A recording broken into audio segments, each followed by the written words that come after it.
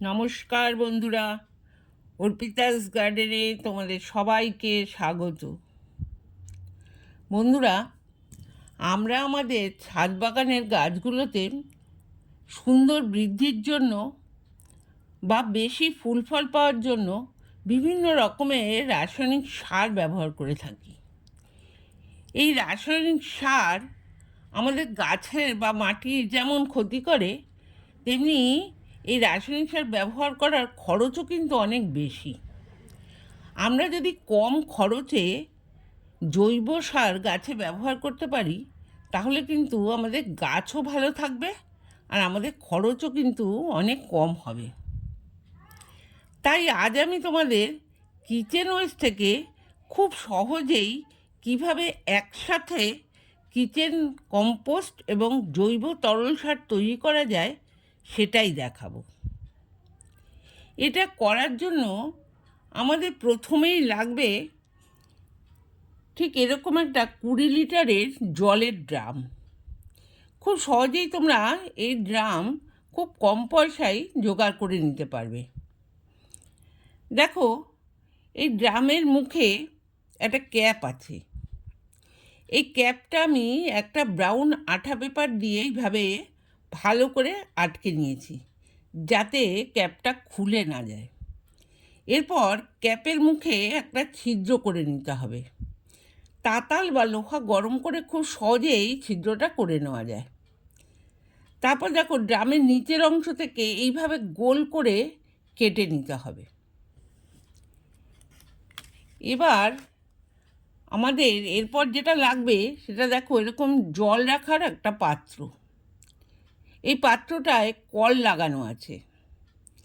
এই পাত্রটাও তোমরা সহজেই খুব কম পয়সায় জোগাড় করে নিতে পারবে। এবার এই জল রাখার এই নীল পাত্রটার ওপর ঠিক এইভাবে আমরা ওই 20 লিটারের ড্রামটাকে বসিয়ে দেব। এবার দেখো, এই ড্রামের মুখে যে ছিদ্রটা করেছিলাম সেটা একটা নেট দিয়ে আমরা ঢেকে দেব। দেখো, ঠিক এরকম একটা নেট নেব, এই নেট দিয়ে এই মুখটা ঢেকে দেব।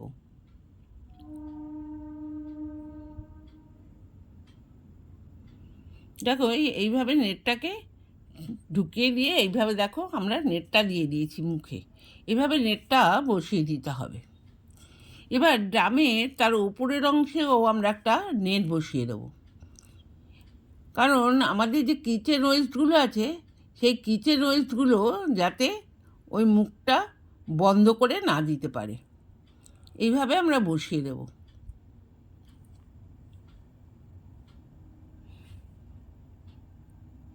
এবার দেখো, আমাদের এই কিচেন ওয়েস্টগুলো আমরা রয়েছে।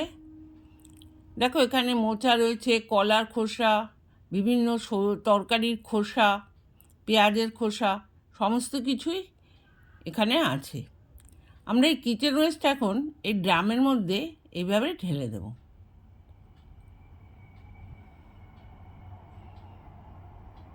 দেখো, এইভাবে কিচেন ওয়েস্টগুলো ড্রামের মধ্যে ঢেলে দেওয়ার পর আমরা দেব আমাদের ব্যবহার করা চা পাতা, যেটা আমরা শুকিয়ে রাখি। এইভাবে কিছুটা চা পাতা এর মধ্যে দিয়ে দেব। এই চা পাতা দেওয়ার পর আমরা দেব ডিমের খোসা। দেখো, ডিমের খোসা আমরা শুকিয়ে নিয়ে গুঁড়ো করে নিয়েছি। এইভাবে গুঁড়ো করা ডিমের খোসা দিয়ে দেব।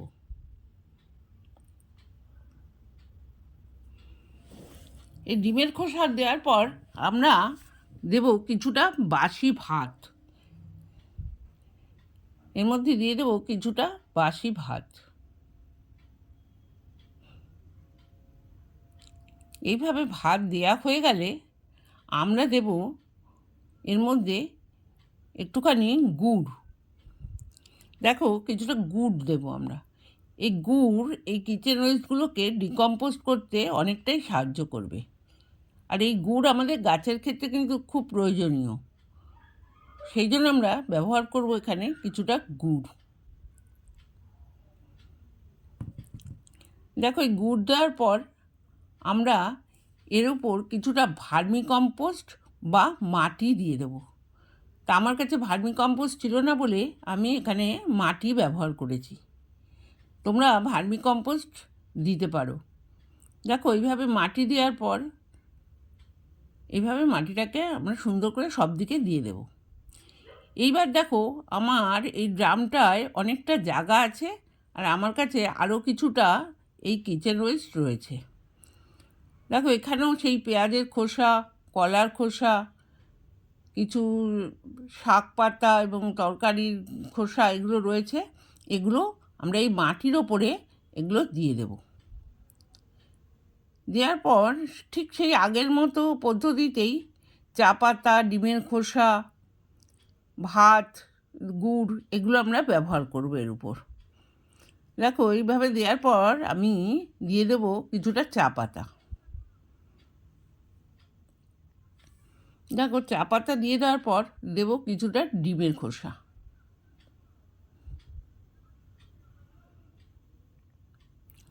এবার দিয়ে দেব কিছুটা গুড়।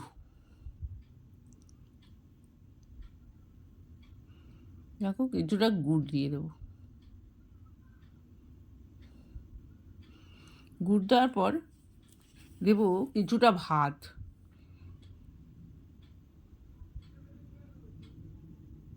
দেখো কিছুটা ভাত দিয়ে দেব। এভাবে ভাত দেওয়ার পর আবার আমরা কিছুটা ভার্মি কম্পোস্ট বা মাটি এর ওপর দিয়ে দেব।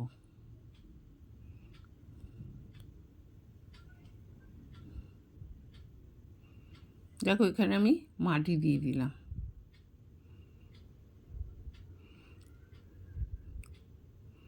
এইভাবে আমাদের ড্রামটা ভর্তি হয়ে গেলে আমাদের ঢাকা দিতে হবে।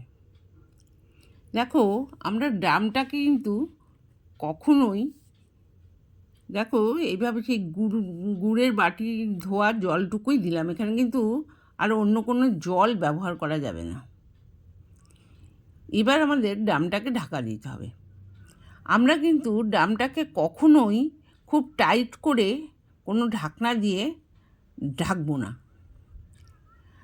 কারণ এইভাবে যদি আমরা টাইট করে ঢাকি তাহলে কিন্তু দুর্গন্ধ তৈরি হবে।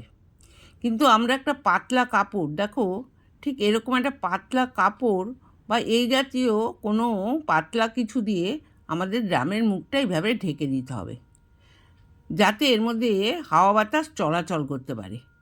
তাহলে কিন্তু আর এখান থেকে দুর্গন্ধ তৈরি হবে না, আর আমাদের যে কিচেন ওয়েস্টগুলো আছে সেগুলোও খুব তাড়াতাড়ি ডিকম্পোস্ট হয়ে যাবে। এইভাবে আমাদের ড্রামটা ঢাকা দেওয়ার পর আমরা ড্রামটাকে কোনো একটা ছায়াযুক্ত জায়গায় রেখে দেব, 1 মাসের জন্য রেখে দেব। কিন্তু বৃষ্টির সময় কিন্তু আমরা ড্রামটাকে কোনো সেডি জায়গায় রাখবো, যাতে কখনোই কোনোভাবেই এই ড্রামের মধ্যে বৃষ্টির জল না পড়ে। এবার দেখো আমার এইভাবে 1 মাস রেখে দেওয়ার জন্য রেখে দিয়েছিলাম, কিন্তু 17-18 দিন বাদে দেখো ড্রামের নিচে এইভাবে তরল সারটা জমা হয়েছে।